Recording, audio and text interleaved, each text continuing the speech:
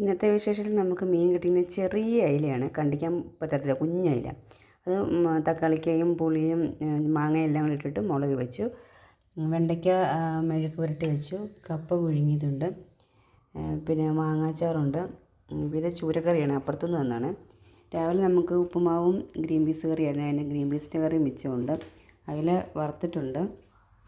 പിന്നെ അപ്പുറത്തുനിന്ന് കാതോരനും പയറുതോരനും തന്നിട്ടുണ്ട് കേട്ടോ. പിന്നെ